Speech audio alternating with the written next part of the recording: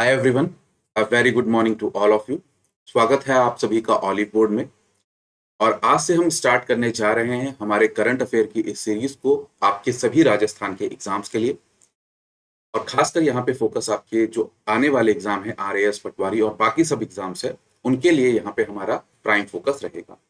तो बने रहिएगा इस सीरीज को। ये सीरीज आपकी पार्ट्स में चलेगी, एमसीक्यू फॉर्मेट में चलेगी दोस्तों। और अगर आप इस सीरीज के साथ कंटिन्यू रहते हैं, अच्छे से इसका फायदा उठाते हैं, तो आपके एग्जाम में करंट अफेयर आपको परेशान नहीं करेगा। तो चलिए स्टार्ट करते हैं आज से यहाँ पे। और मेरा नाम है आलोक पाठक। तो स्टार्ट करते हैं। तो सबसे पहला क्वेश्चन यहाँ पे हमें दिखाई दे रहा है, fuse to 1B carrier rocket belongs to which country. तो इस तरीके के क्वेश्चन आपके एग्जाम में पूछे जाते हैं और वही पैटर्न यहाँ पे मैंने फॉलो किया है आपके एग्जाम के लिए। आपको क्वेश्चन पढ़ना है और अगर आपने करंट अफेयर पढ़ रखा है तो अच्छी बात है, तो उसको आपको अटेम्प्ट करने की कोशिश करनी है। और अगर आपने नहीं पढ़ रखा है तो इन क्वेश्चंस पे आपको ध्यान रखना है और साथ में जो इनके साथ एक्सप्लेनेशन होगी उसे भी ध्यान रखना है। साथ में हम लोग दोस्तों बात यहाँ पे करते चलेंगे कि जब आपको करंट अफेयर पढ़ना है तो कैसे करंट अफेयर के किस पॉइंट्स को, किन चीजों को आपको ध्यान रखना है। तो ये क्वेश्चन यहाँ पे कह रहा है, सीओस टू 1B जो कैरियर रॉकेट है ये किस कंट्री का आपका रॉकेट है।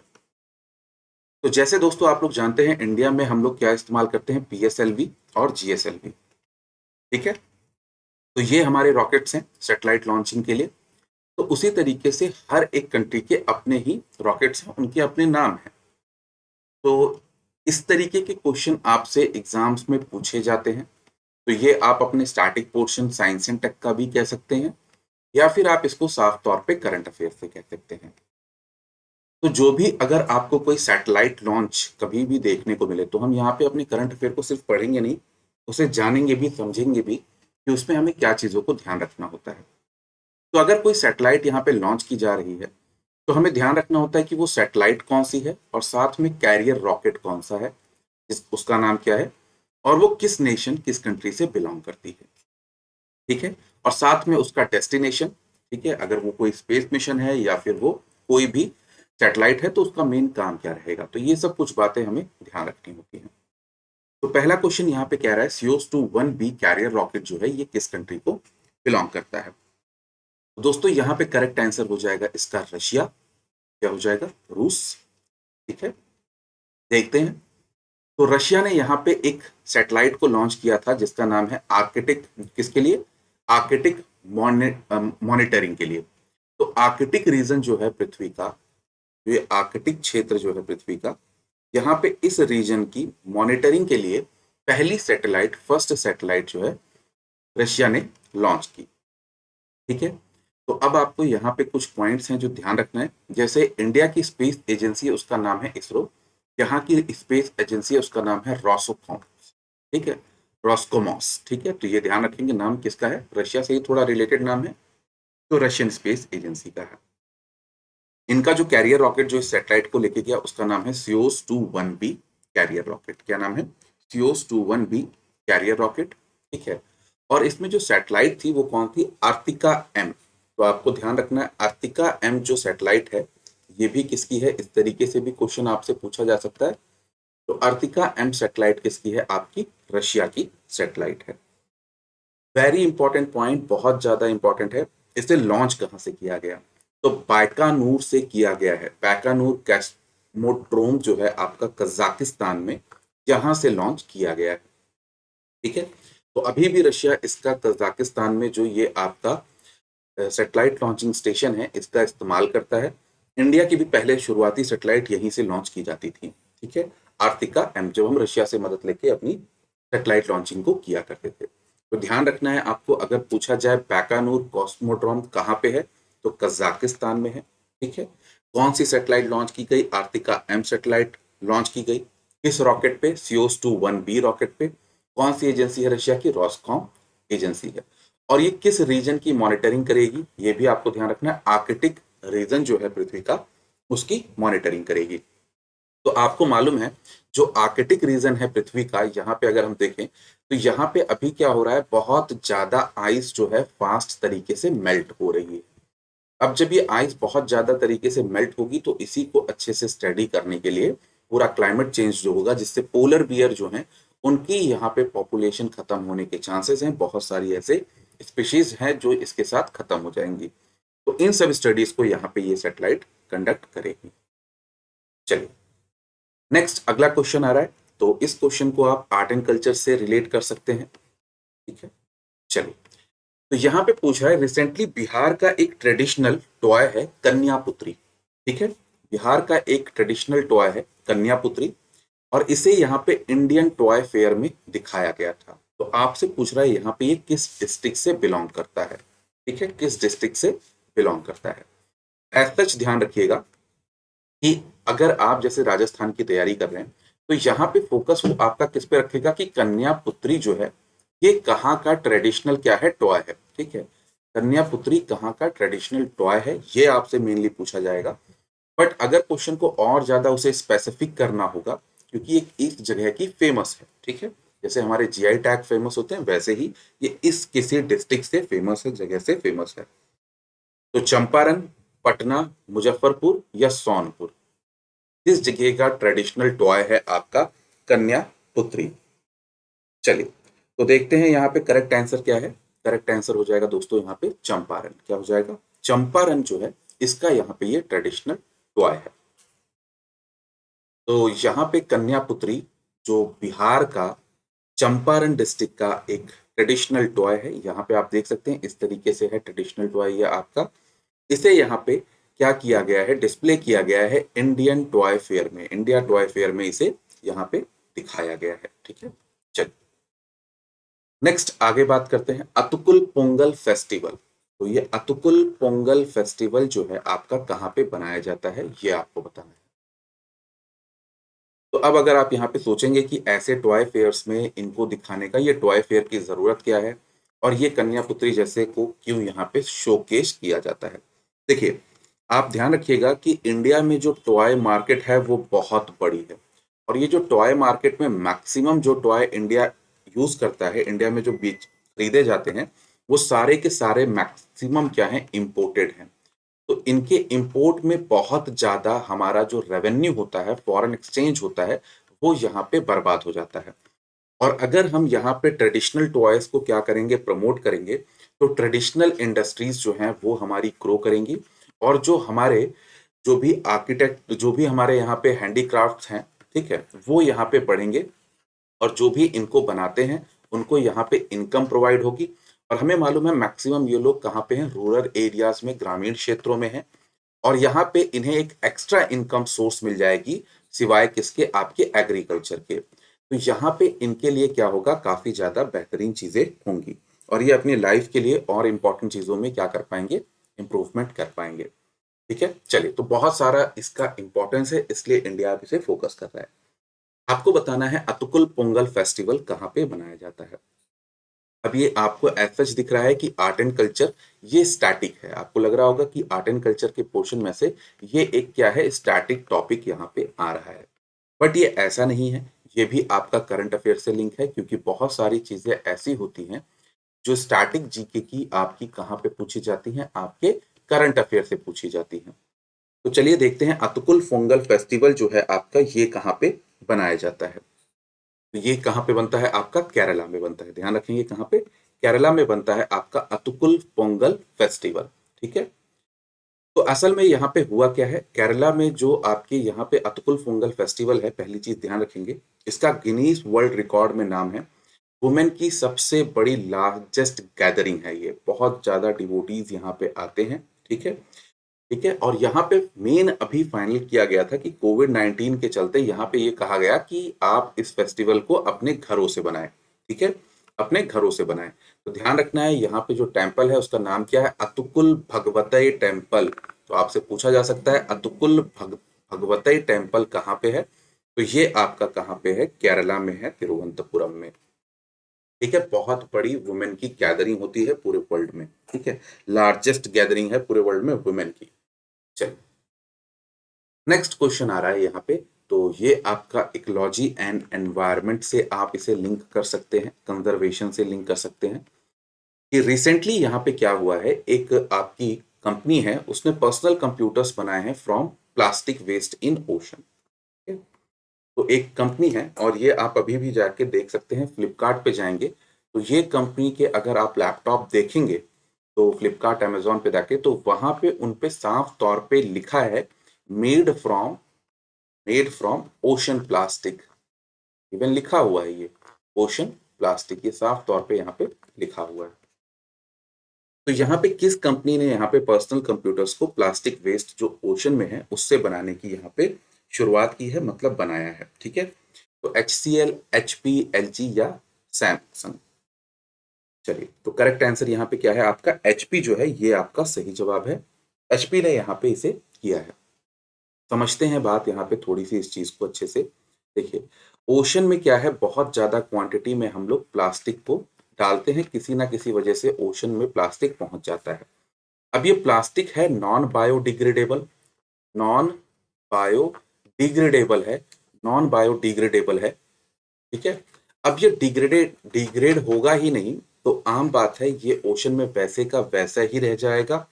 और अगर ये वहां पे वैसे ही रह जाएगा तो जितने भी आपके फिश हैं या फिर बाकी जो लिविंग ऑर्गेनिज्म है उनकी बॉडी में एंटर करके क्या कर जाएगा, बायो एक्यूमुलेट कर जाएगा और आगे चल के ये प्रॉब्लम क्रिएट करता है। तो इस प्लास्टिक को सोल्यूशन ही कुछ नहीं है, तो यहाँ पे अगर इस प्लास्टिक को कलेक्ट करके हम लोग किसी ऐसी चीज में कन्वर्ट कर दें जिसकी कमर्शियल इंपॉर्टेंस हो, जो कमर्शियल वैल्यू अगर हम उसकी क्या कर सकें, एक्सप्लॉइट कर सकें, तो यहाँ पे हम क्या करेंगे, इस प्रॉब्लम से सोल्यूशन पाएंगे, ठीक है। तो HP ने ये इनिशिएटिव लिया है और अगर आप जाके इसे देखेंगे फ्लिपकार्ट अमेजोन पे तो आपको इनके बहुत से लैपटॉप अभी आपको देखने को मिलेंगे जिन पे साफ तौर पे लिखा है मेड फ्रॉम ओशन प्लास्टिक। तो यही न्यूज में था कि ये HP ने यहाँ पे क्या किया है, पहले पर्सनल कंप्यूटर्स बनाए हैं from plastic waste in ocean. चलिए, नेक्स्ट अगला क्वेश्चन आ रहा है, recently who has takes over as principal director general of PIB। तो PIB के यहाँ पे कौन रिसेंटली आपके बने हैं, DG, ठीक है, डायरेक्टर जनरल कौन बने हैं। तो ये आपका आ जाता है पर्सन इन न्यूज, ठीक है, और या फिर आप कह सकते हैं अपॉइंटमेंट इन न्यूज, ठीक है। पर्सन इन न्यूज और अपॉइंटमेंट इन न्यूज में आ सकता है। तो जयदीप भटनागर, पिछले साल ऐसा क्वेश्चन पूछा भी गया था, ठीक है।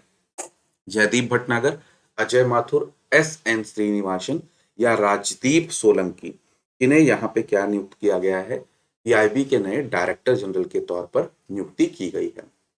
तो क्या हो जाएगा करेक्ट आंसर, जयदीप भटनागर हो जाएगा। तो ये आपको साफ तौर पे ध्यान रखना होता है, प्रेस इंफॉर्मेशन ब्यूरो, जिसका आप अपनी तैयारी में भी इस्तेमाल करते हैं।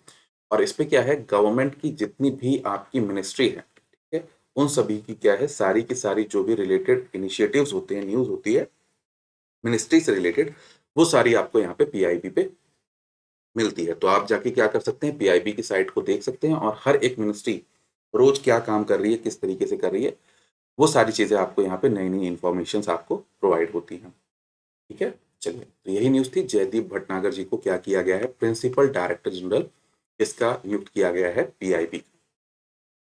चलिए, अगला क्वेश्चन है यहाँ पे कि यूनाइटेड नेशन की नई गुडविल एम्बेसडर किन्हें बनाया गया है। तो यूनाइटेड नेशन के नए गुडविल एम्बेसडर कौन बने हैं, बनी है, एंजिला जॉली, बेडोनोवा, कैटी पेरी या रोलेक्स। तो यहाँ पे कौन बना है यूनाइटेड नेशन की नए गुडविल एम्बेसडर के तौर पे, किन्हें नियुक्त किया गया है। तो करेक्ट आंसर यहाँ पे हो जाएगा बेडोनोवा, ठीक है, बेडोनोवा। तो गुडविल एम्बेसडर का काम क्या होता है, आम बात है, एक पब्लिक फिगर्स होते हैं ये लोग, ठीक है, लोगों में इनकी लोग इन्हें जानते हैं, पसंद करते हैं, देखना सुनना अच्छा लगता है लोगों को। तो UN की जो भी पॉलिसीज हैं इनको ये क्या करते हैं, ज्यादा से ज्यादा लोगों तक पहुंचाते हैं, ठीक है, अपनी पॉपुलैरिटी का, अपनी फैन फॉलोइंग का इस्तेमाल करके, ठीक है। तो रशियन सुपर मॉडल है यहाँ पे बेडोनोवा, और यहाँ पे क्या किया गया है, इन्हें ही UN का गुडविल एम्बेसडर अभी नियुक्त किया गया है। चलिए, नेक्स्ट स्पोर्ट्स के क्वेश्चंस आते हैं एग्जाम में हमारे सारे के सारे, ठीक है। तो यहाँ पे आपसे पूछ रहा है, इंडियन रेसलर जिन्होंने यूक्रेन में अभी क्या जीता था, गोल्ड जीता था, वो कौन है, ठीक है। सुशील कुमार, विनेश फोगाट, साक्षी मलिक, बजरंग पुनिया, जिन्होंने गोल्ड जीता यूक्रेन में। तो कौन है जिन्होंने यहाँ पे गोल्ड जीता यूक्रेन में, और अभी बहुत ज्यादा कंट्रोवर्सी भी आपको यहाँ पे इसी से रिलेटेड देखने को मिली है, तो आप समझ ही गए होंगे, ठीक है, विनेश फोगाट, ठीक है। विनेश फोगाट जी ने यहाँ पे क्या किया था, गोल्ड जीता है कहाँ पे, यूक्रेन में रेसलिंग चैंपियनशिप में। तो ध्यान रखना है इंडियन रेसलर हैं। सबसे पहली चीज, हमेशा जब भी आप स्पोर्ट्स की न्यूज पढ़ते हैं तो आपको पता होना चाहिए जो नाम है ये नाम किस स्पोर्ट से जुड़ा है, ठीक है, कौन से स्पोर्ट से ये खिलाड़ी जुड़ा हुआ है। तो विनेश फोगाट, ठीक है। चलिए नेक्स्ट बात करते हैं यहाँ पे, इंडियन वुमेन्स लीग 2020 और 21 जो है इसे कौन होस्ट करेगा। तो ये भी आपकी स्पोर्ट्स से रिलेटेड क्वेश्चन है कि इंडियन वुमेन लीग 2020-21 को यहाँ पे कौन होस्ट करेगा। राजस्थान, उड़ीसा, कर्नाटका, तमिलनाडु, कौन यहाँ पे इसे करेगा होस्ट, ये आपको बताना है। चलिए, राजस्थान, उड़ीसा, कर्नाटका या फिर तमिलनाडु। तो इसी तरीके से अगर कोई स्पोर्ट्स इवेंट होता है आपका, कोई भी लीग होती है, तो यहाँ पे होस्ट कहाँ है, मतलब किस स्टेट में हो रहा है, विनर कौन है, ये सब कुछ चीजें आपको उसमें ध्यान रखनी है। तो करेक्ट आंसर यहाँ पे क्या हो जाएगा, हमारा उड़ीसा हो जाएगा, ठीक है। तो उड़ीसा ने क्या किया है, इस साल की जो आपकी हुई है इंडियन वुमेन्स लीग उसको यहाँ पे होस्ट किया है, ठीक है। तो इंडियन वुमेन्स लीग जो फुटबॉल फेडरेशन है, ऑल इंडिया फुटबॉल फेडरेशन ने क्या किया है, उड़ीसा को कहा है कि आप यहाँ पे क्या करेंगे, इस वुमेन्स लीग को क्या करेंगे, होस्ट करेंगे, ठीक है। 5th एडिशन होगा, ये हमें ध्यान रखना है। चलिए नेक्स्ट बढ़ते हैं आगे। एक बुक है जिसका नाम है advantage India, the story of Indian tennis. ये किताब किन्होंने लिखी है, ये आपको बताना है। Advantage India, the story of Indian tennis. Advantage India, the story of Indian tennis, ये किताब इनके द्वारा लिखी गई है। संगीता मलिक, अनिंद्या दत्ता, सान्या मिर्जा या राज सिंह मलिक, इनके द्वारा लिखी गई है ये किताब, the story of Indian tennis. तो इस तरीके की बुक्स आपसे पूछी जाती हैं जो न्यूज़ में होती हैं, इनसे रिलेटेड क्वेश्चंस निकल आते हैं।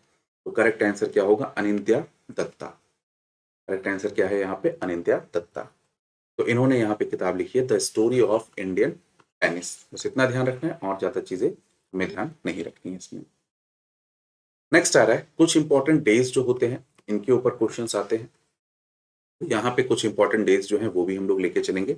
जीरो डिस्क्रिमिनेशन डे, ठीक है। तो शून्य भेदभाव दिवस जो है वो आपका कब बनाया जाता है, 2 मार्च, 28 फरवरी, 27 फरवरी या 3 मार्च कब बनाया जाता है आपका, क्या नाम है आपका, जीरो डिस्क्रिमिनेशन डे। यहाँ पे थोड़ा सा ठीक कर लीजिएगा, इसमें थोड़ी सी गलती है, यहाँ पे 1 मार्च है, ठीक है, तो इसे थोड़ा सा ठीक कर लेंगे। तो यहाँ पे हमें मालूम है जब यहाँ पे थोड़ी सी गलती है तो करेक्ट आंसर क्या है, यही है 1 मार्च, ठीक है। तो यहाँ पे इसे सही कर लेंगे, 1 मार्च को बनाया जाता है जीरो डिस्क्रिमिनेशन डे हमारा, ठीक है? जीरो डिस्क्रिमिनेशन डे 1 मार्च को यहाँ पे बनाया जाता है।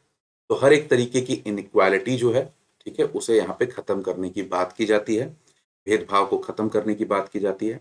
हमारे कॉन्स्टिट्यूशन में भी राइट टू इक्वालिटी दिया गया है, ठीक है, राइट टू इक्वालिटी दिया गया है, समानता की हर जगह बात की गई है, भेदभाव को खत्म करने की हर जगह यहाँ पे बात की गई है हमारे भी संविधान में, ठीक है।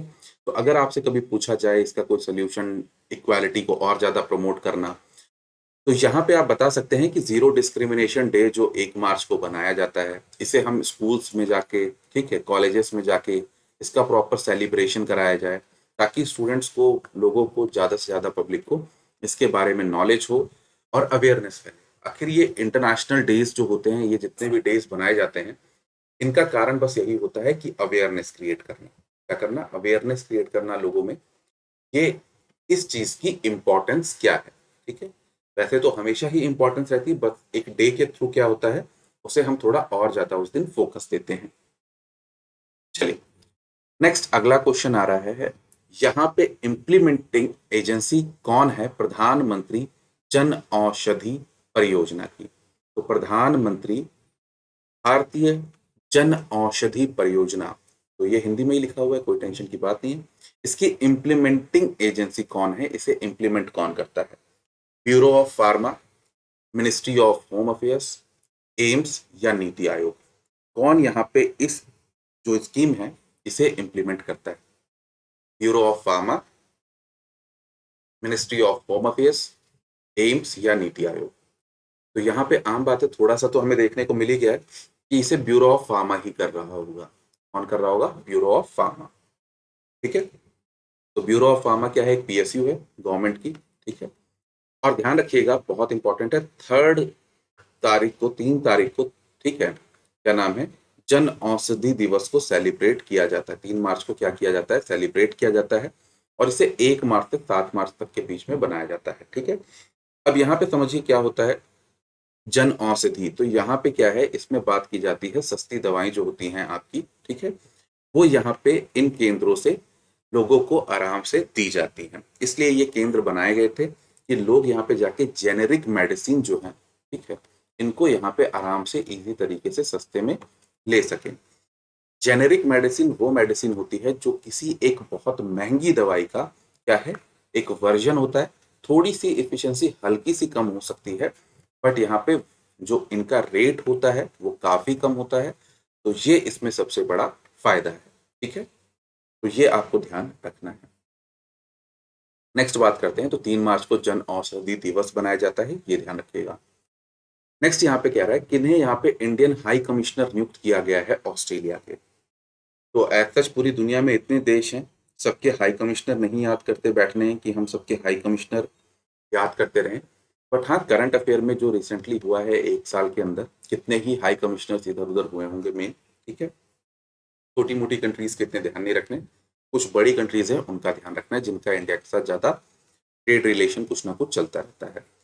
तो यहाँ पे किन्हें इंडिया का हाई कमिश्नर उच्चायुक्त नियुक्त किया गया है ऑस्ट्रेलिया के लिए? मधुकर पंडित, मनप्रीत वोरा, मनदीप देसाई या मानस मिस्त्री? तो ध्यान रखेंगे कौन है? मनप्रीत वोहरा जी। कौन है? मनप्रीत वोहरा जी को यहाँ पे नियुक्त किया गया है। ठीक है, तो ये बने हैं Indian high commissioner to Australia. चलिए नेक्स्ट आते हैं यहाँ पे, रेयर डिसीज डे जो आपकी बनाई जाती है, ये कब बनाई जाती है? रेयर डिसीज डे जो है आपका, ये कब बनाया जाता है, ये आपको बताना है। रेयर डिसीज डे जो है ये किस तारीख को बनाई जाती है? चलिए, तो यहाँ पे रेयर डिसीज डे कब बनाया जाता है? 28 फरवरी, 1 मार्च, 15 फरवरी या 3 मार्च? तो ध्यान रखना है कब बनाया जाता है। 28 मार्च को बनाई जाती है रेयर डिसीज डे। तो ये बहुत रेयर होती है, मतलब ये कॉमन डिसीजेस नहीं है, कुछ ही लोगों में दिखाई देती हैं। और इनके साथ प्रॉब्लम ये है कि ये जब होती हैं तो लोग इन्हें रिकॉग्नाइज ही नहीं करते, पहचान ही नहीं पाते। तो रेयर डिसीज डे बना के ऐसी जो बीमारियां हैं उनके बारे में लोगों को जागरूक किया जाता है, अवेयर किया जाता है कि ये तरीके की बीमारी आपकी हो सकती है। और साथ साथ में इंस्टीट्यूशंस को, हॉस्पिटल्स को, डॉक्टर्स को, एनजीओ को, सबको इसके बारे में अच्छे से जानकारी पहुंचाने की कोशिश की जाती है, जिससे अगर ये डिसीज किसी को हो तो पहले तो वो अर्ली रिकॉग्नाइज हो जाए, पहले उसके बारे में पता चल जाए। ठीक है, चल तब बनाया जाता है, 28 फरवरी को बनाई जाती है। नेक्स्ट आ रहा है नेशनल साइंस डे जो है आपका 2021, जो आपका नेशनल साइंस डे बनाया गया, इसकी थीम क्या है ये आपको बतानी है। ठीक है, इसका विषय क्या है, थीम क्या होती है, मतलब फोकस एरिया। इस साल इस डे में हम इस चीज के ऊपर फोकस करेंगे। नेशनल साइंस डे जो आपका बनाया गया, इसकी इस बार थीम क्या है ये आपको बताना है। तो impact of education, skill and education, ठीक है, future of SIT, STI, impact on education skills and education. तो लास्ट में बस ये ध्यान रखना है, थीम्स में इसी तरीके से कुछ बदलाव होता है। यहाँ पे एजुकेशन लिखा है, यहाँ पे हेल्थ लिखा है, यहाँ पे वर्क लिखा है, यहाँ पे इकोनॉमी लिखा है। तो थोड़ा सा आपको बेसिक पता होना चाहिए कि इस बार ये जो थीम है किससे रिलेटेड है। तो करेक्ट आंसर यहाँ पे हमारा क्या हो जाएगा, future of STI, impact on education, skill and work. ठीक है, तो करेक्ट आंसर क्या हो जाएगा यहाँ पे हमारा, सी सही जवाब हो जाएगा। तो देखते हैं यहाँ पे 28 फरवरी को नेशनल साइंस डे बनाया जाता है, इनकी याद पे, सीवी रमन जी की याद पे बनाया जाता है। इन्होंने क्या खोजा था, रमन इफेक्ट जो था ये दिया था। ठीक है, 1928 में। ठीक है, तो इसी तारीख को यहाँ पे इसलिए बनाया जाता है आपका क्या, national science day, Raman effect के लिए। ठीक है, चलिए, नोबेल प्राइज भी मिला था इन्हें 1930 में। और इस बार की जो थीम बनाई गई है, future of STI, impact on education, skills and work, ये इस बार की रखी गई है, आपकी क्या थीम रखी गई है। चलिए तो इसी तरीके से है आपका प्रोटीन डे। तो यहाँ पे हमें मालूम है प्रोटीन की इम्पोर्टेंस बहुत ज़्यादा है। आजकल क्या नाम है, अक्षय जी भी कह रहे हैं ना कि क्या नाम है, तंदूरी चिकन वाला, लगातार उनकी भी ऐड आती है। तो प्रोटीन की ज़रूरत आपकी बॉडी को बहुत ज़्यादा होती है हेल्दी रहने के लिए, एक अच्छी लाइफ सस्टेन करने के लिए। तो यहाँ पे पूछ रहा है आपसे, जो सेकंड प्रोटीन डे है उसकी थीम यहाँ पे क्या है, जो आपके इस साल की सेकंड प्रोटीन डे है? Powering with animal protein, powering with plant protein, powering with food protein, या पावरिंग विद आर्टिफिशियल प्रोटीन। ठीक है, तो यहाँ जानवरों से जो आपको प्रोटीन मिले वो, या फिर आपको जो पेड़ है, मतलब आपके जो पेड़ पौधे हैं उनसे जो आपको मिले वो, ठीक है, फूड प्रोटीन जो आप बाकी सब फूड खा रहे हैं कुछ भी, ठीक है, उससे, या फिर आपका आर्टिफिशियल, यानी जो आर्टिफिशियल कृत्रिम तरीके से बनाया गया हो। ठीक है, अब ये फूड मतलब आप लेके चल सकते हैं, फूड किसी भी तरीके का हो सकता है ना आपका। चलिए, तो क्या होगा, सेकंड प्रोटीन डे की थीम क्या है? Powering with plant protein. ठीक है, पावरिंग विद प्लांट प्रोटीन इसकी थीम है। तो ध्यान रखना है, आपका जो प्रोटीन डे बनाया जाता है 27 फरवरी 2000 को बनाया जाता है। ठीक है, 27 फरवरी को बनाया जाता है, या प्रोटीन डे बनाया जाता है। और गवर्नमेंट ने इसे रिसेंटली स्टार्ट किया है। कारण क्या है? प्रोटीन के बारे में लोगों को अच्छे से नॉलेज देना, कि प्रोटीन की इम्पोर्टेंस क्या है। तो यहाँ पे अगर आपकी प्रोटीन अच्छी रहती है आपके डाइट में, तो आपकी बॉडी बहुत ज़्यादा अच्छे से वर्क कर पाती है, फंक्शन कर पाती है। ठीक है, तो इसकी इम्पोर्टेंस यहाँ पे बताने के लिए ये डे बनाया जाता है। और इस बार की थीम क्या रखी? यहाँ पे पावरिंग विद प्लांट प्रोटीन रखी। तो राइट टू प्रोटीन तक की यहाँ पे बात होती है, अवेयरनेस लाने के लिए लोगों में। नेक्स्ट आगे बात करते हैं, first G20 financial ministers and central bank governors की जो मीटिंग हुई है उसकी प्रेसिडेंसी किसके पास है? ठीक है, किसके पास थी? तो first G20 finance ministers and central bank governors की जो मीटिंग हुई उसकी प्रेसिडेंसी किसके पास रही? कौन, किसने उसकी अध्यक्षता, किसके पास है? इटली, जर्मनी, जापान या इंडिया? चलिए, तो किसके पास यहाँ पे इसकी प्रेसिडेंसी? तो यहाँ पे अध्यक्षता किसके पास है? तो ध्यान रखिएगा, इटली के पास। तो इस बार की जो आपकी पहली जो G20 फाइनेंशियल मिनिस्टर्स की मीटिंग हुई है सेंट्रल बैंक गवर्नर्स की, तो इसकी प्रेसिडेंसी किसके पास है? इटली के पास है। चलिए, तो यहाँ पे हमारी फाइनेंस मिनिस्टर निर्मला सीतारमन जी गई। ठीक है, और इन्होंने वर्चुअली गई, क्या वर्चुअली इस G20 मीटिंग को यहाँ पे अटेंड किया। और ये क्या नाम है, इसकी प्रेसिडेंसी जो है वो अभी किसके पास है? इटली के पास है। ठीक है, अंडर इटालियन प्रेसिडेंसी। तो ये इस तरीके से आपकी वर्चुअली इस मीटिंग को कंडक्ट कराया गया G20 नेशंस की। नेक्स्ट वेरी इंपॉर्टेंट, बहुत ज्यादा इंपॉर्टेंट है। ठीक है, अमेजोनिया वन, जो आपको न्यूज में कभी कभी दिखाई देता है, ये क्या है? एक फॉरेस्ट सर्वे है, इंटरनेशनल ट्रीटी है, सैटेलाइट है, या फिर एक नेशनल पार्क है? अमेजोनिया वन जो न्यूज में दिखाई देता है ये क्या है? Forest survey, international treaty, satellite या नेशनल पार्क? तो क्या है अमेजोनिया वन? ये एक सैटेलाइट है। क्या है? करेक्ट आंसर हो जाएगा सी, सैटेलाइट। तो क्या है, ये एक सैटेलाइट है, और किस कंट्री की? ब्राजील की सैटेलाइट है, पहली सैटेलाइट है। ठीक है, और यहाँ पे क्या नाम है, इसने क्या लॉन्च किया? जिस नाम से अमेजोनिया वन के नाम से इसे लॉन्च किया है। ठीक है, चलिए नेक्स्ट आगे बात करते हैं। बाकी सब जानने की कोई खास जरूरत नहीं, बस इतना ध्यान रखिए कि आपकी किसकी सैटेलाइट है? आपकी अमेजोनिया किसकी सैटेलाइट है? ब्राजील की। और यहाँ पे इसे लॉन्च किसने किया है? ध्यान रखिएगा, इसरो ने लॉन्च किया है, इसलिए ये इंपॉर्टेंट है। तो इसरो ने अमेजोनिया वन सैटेलाइट को क्या किया है? रिसेंटली अभी लॉन्च किया है। ठीक है, चलिए नेक्स्ट क्वेश्चन आ रहा है यहाँ पे, दीपक कुमार ने यहाँ पे सिल्वर मेडल जीता आपका स्त्रेंदजा मेमोरियल टूर्नामेंट में। तो आपको बताना है कि दीपक कुमार किस स्पोर्ट्स से रिलेटेड है, या फिर आप ये बताइए स्त्रेंदजा मेमोरियल टूर्नामेंट जो है ये किस स्पोर्ट्स से रिलेटेड है। मेन आपको ये ध्यान रखना है। तो दीपक कुमार किस स्पोर्ट्स से रिलेटेड है? बॉक्सिंग, स्विमिंग, टेबल टेनिस, या फिर साइकिलिंग? तो कौन से हैं ये स्पोर्ट्स पर्सन, किस स्पोर्ट्स से रिलेटेड है? तो ध्यान रखना है क्या है ये, करेक्ट आंसर क्या हो जाएगा? ए है ठीक है। तो इंडियन बॉक्सर हैं दीपक कुमार। चलिए, तो क्या है, इंडियन बॉक्सर हैं 52 कैटेगरी के, तो इन्होंने यहाँ पे सिल्वर मेडल इसमें जीता। तो इस तरीके से चीजों को ध्यान रखना है। कहाँ पे हुआ था ये टूर्नामेंट? बल्गेरिया में हुआ था। यहाँ पे बल्गेरिया में यार का टूर्नामेंट हुआ था। अगला क्वेश्चन आ रहा है, वर्ल्ड एनजीओ डे को कब बनाया जाता है? वर्ल्ड एनजीओ डे जो है ये कब बनाया जाता है? 27 फरवरी, 20 फरवरी, 15 फरवरी या 12 फरवरी? तो एनजीओ की इंपॉर्टेंस बहुत होती है। नॉन गवर्नमेंटल ऑर्गेनाइजेशन क्या करती हैं, ये अलग तरीके से लोगों के बीच में रह के काफी ज्यादा अच्छा काम करती हैं लोगों के लिए, इसलिए एनजीओ की इंपॉर्टेंस ज्यादा होती है। ठीक है, चलिए, तो आम बात है, इनके जो भी इश्यूज हैं उन्हें रिजॉल्व करना, अवेयरनेस देना, सब कुछ यहाँ पे इसमें आ जाएगा। ठीक है, चलिए, तो वर्ल्ड एनजीओ डे आपका किस तारीख को बनाया जाता है? कब बनाया जाता है? 27 फरवरी को ये आपका बनाया जाता है।